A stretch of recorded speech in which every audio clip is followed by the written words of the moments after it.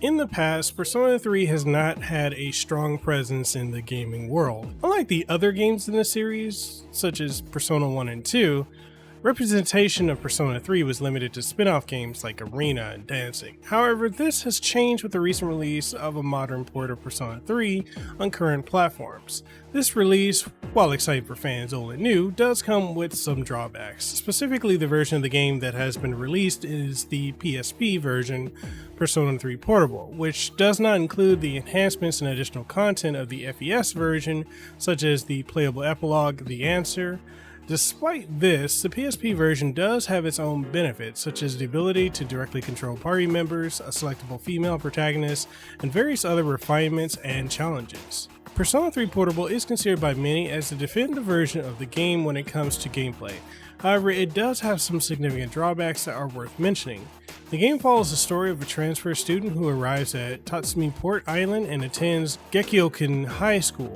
The player quickly realizes that something is not quite right when they see countless coffins in the eerie green light.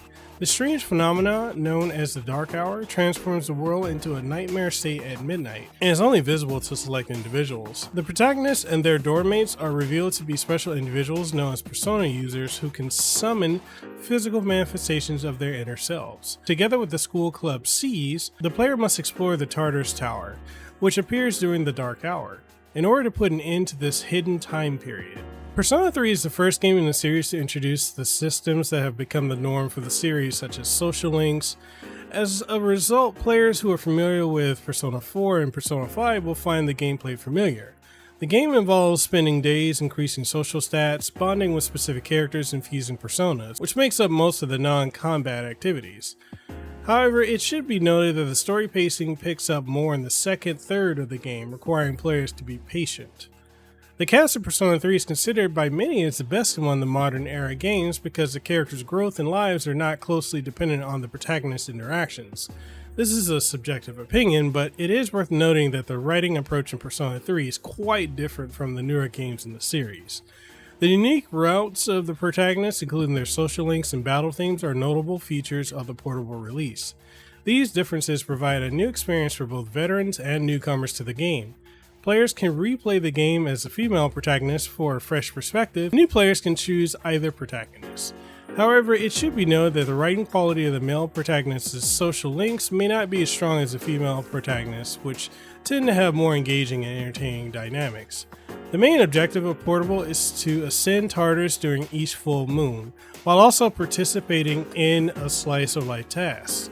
The combat is easy to understand, with elemental affinities, buff and debuff effects, and the familiar one more mechanic used in encounters.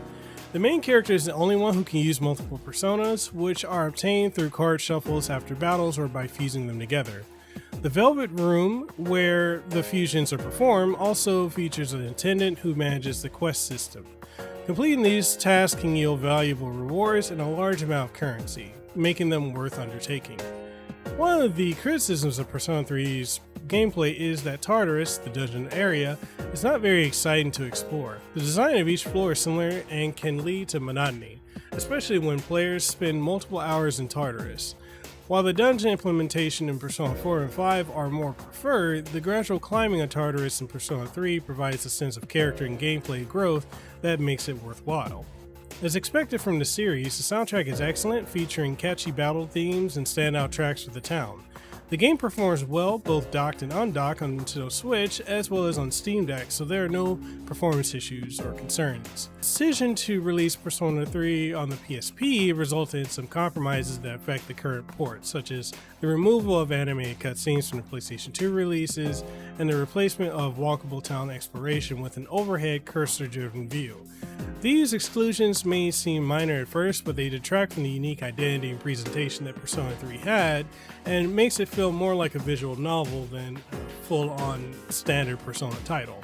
The replaced character-driven animated scenes are less impactful with static images, and the cursor perspective throughout Tatsumi Port Island makes players feel detached and less connected to the setting, which negatively affects the emotional connection to the game.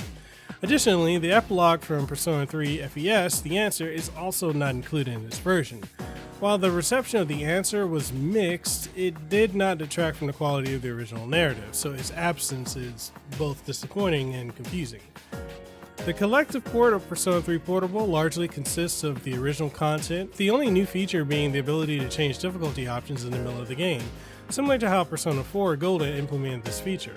Quick saving has also been added for convenience. Additionally, this version includes subtitles in French, Italian, German, Spanish, and simplified Chinese, making it the most successful release of the title yet. However, there are some quality of life improvements that were expected that aren't present, such as manual skill selection during Persona Fusion. This is not a major issue, but it's surprising that this option is not included, especially since Shin Megami Tensei 3 Nocturne HD Remaster added it via a patch. Additionally, the Persona Compendium being introduced later in the game is also unfortunate. For fans who are already familiar with any version of Persona 3, this port is worth picking up because it is not limited by older hardware. However, those who are not familiar with the game should carefully consider the pros and cons of this release before purchasing, as it's not the definitive version. The diminished presentation and tone of Portable do not accurately represent the game or the game's identity. However, it is still nice to see it available, and the gameplay is the best of any release.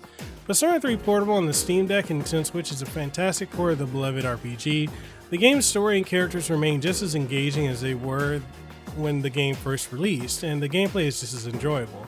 The portability of the Steam Deck and Switch makes it even more convenient to play on the go, and the ability to play in both handheld and docked mode is a nice touch. The graphics have been slightly improved, and the presentation overall is sharp and polished. The only downside is that the game does not include any of the new content or features that were introduced in the release prior to Portable. But for fans of the series or those who have not yet played the game, Persona 3 Portable is a must play.